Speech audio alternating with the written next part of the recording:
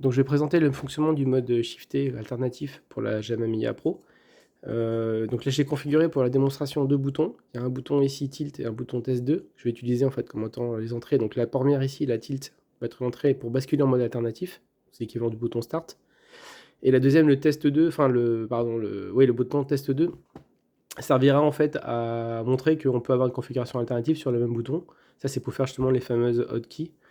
Alors au niveau de la configuration de la Jamma Mia là, que j'ai branché, donc dans la config principale, ici j'indiquais que j'aurais le bouton tilt, c'est-à-dire ce bouton-là, hein, bouton droite, pour basculer en fait le mode alternatif, shifté. Il y aura 700 millisecondes de tempo, ça veut dire qu'en fait le bouton, si je reste appuyé dessus, au bout de 700 millisecondes, il va vraiment faire la valeur du bouton. Sinon, si on fait une deuxième touche alternative pendant les 700 millisecondes, on va basculer en mode alternatif, donc en mode shifté, et là les autres fonctions seront disponibles.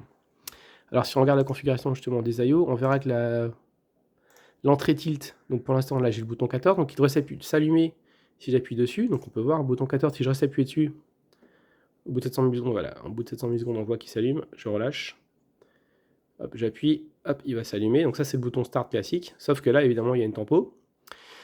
Et le bouton alternatif, enfin le bouton test 2 va passer en mode alternatif, donc la valeur principale du bouton c'est 13, ça veut dire qu'en fait quand j'appuie dessus j'ai le bouton 13 ici qui va remonter, voilà on voit, donc là quand j'appuie, ça fait bouton 13.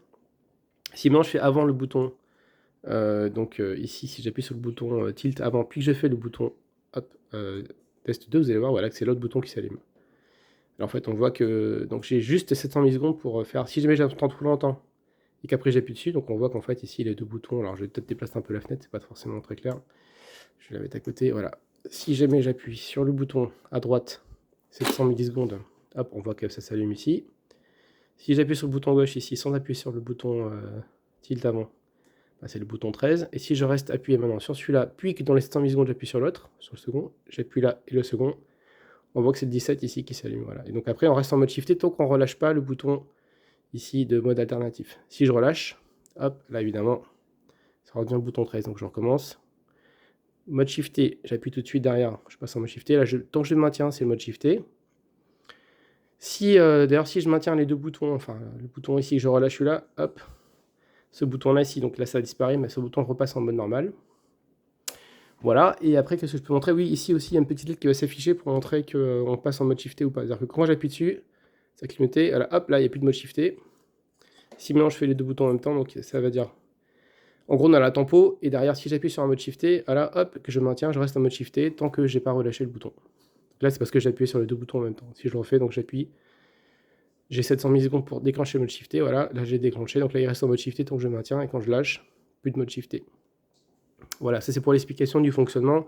Après pour la configuration des boutons, bah évidemment ça dépendra de ce que vous aurez mis dans la carte au niveau du logiciel de configuration ici. On peut configurer toutes les entrées en mode shifté, c'est-à-dire que toutes, vous pouvez ici activer le mode shifté là, et donc choisir d'avoir ici une configuration alternative pour la même input, c'est-à-dire avoir une autre configuration de bouton pour quand vous appuyez donc sur le mode shifté. Quand vous appuyez sur ce bouton là par exemple, on va basculer du mode bouton 13 à bouton 17. Voilà.